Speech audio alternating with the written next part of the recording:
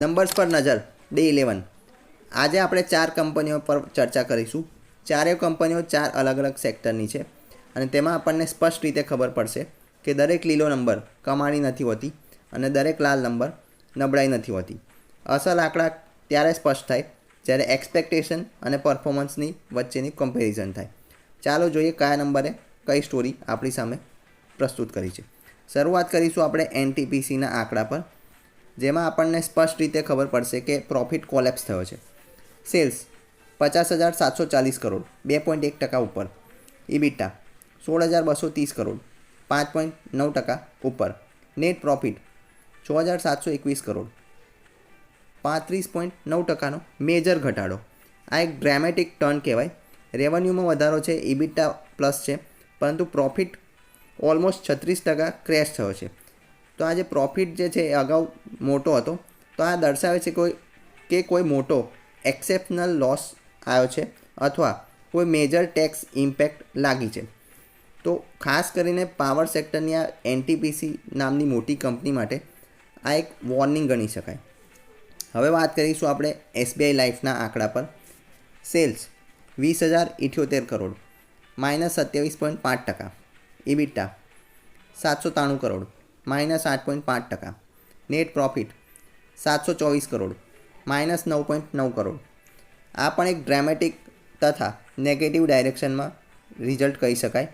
રેવન્યુમાં major ઘટાડો છે, ઇબિટાની સાથે પ્રોફિટ પણ ઘટ્યો છે।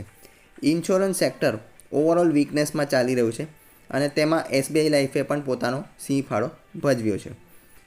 વાત કરીશું ટાટા કન્ઝ્યુમરના આંકડા પર। સેલ્સ 5,348 કરોડ 1.6% માઇનસ, ઇબિટા 724 કરોડ 8.6% નીચે, નેટ પ્રોફિટ 426.98 કરોડ 1.9% ઉપર। ક્વાર્ટર ઓન ક્વાર્ટરના આંકડા જોઈએ તો આપણને વીક લાગે છે, પરંતુ યર ઓન યર વાઇઝ જોઈએ તો આંકડા મજબૂત છે।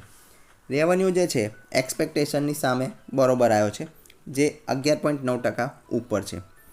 ઇબિટા પણ 19.3% year on year wise basis પર ઉપર છે। નેટ પ્રોફિટ એક્સપેક્ટેશન હતું 400 કરોડ, તેની સામે આવ્યું છે 427 કરોડ, તે પણ બીટ થયું છે। તો ટાટા કન્ઝ્યુમરે બજારના આંકડાઓને બીટ કર્યા છે અને કન્ઝમ્પશન સ્ટોરી હજી પણ મજબૂત ચાલી રહી છે। હવે આ જે પણ આંકડા વાત કરી તેમાં સૌથી મજબૂત આંકડા હવે તમારી સામે પ્રસ્તુત કરીશ। શ્રીરામ ફાઇનાન્સ સેલ્સ 13,400 કરોડ 7.1% ઉપર, ઇબિટા 9,994 કરોડ 6.2% ઉપર, નેટ પ્રોફિટ 3,452 કરોડ 14.3% ઉપર। ક્વાર્ટર ઓન ક્વાર્ટર પોઝિટિવ છે, પરંતુ યર ઓન યર વાઇઝ જોઈએ તો ઓર પોઝિટિવ છે। Net interest income 8,056 crore, previous year હતું 6,026 કરોડ, તો એક્સપેક્ટેશન હતું 7,227 કરોડ, તેને 33%થી બીટ કર્યું છે। નેટ ઇન્ટરેસ્ટ માર્જિન 9.4%, એક્સપેક્ટેશન હતું 9.40, તો સ્લાઇટલી મિસ થયું છે, પરંતુ ગ્રોથ ઓછો થયો નથી।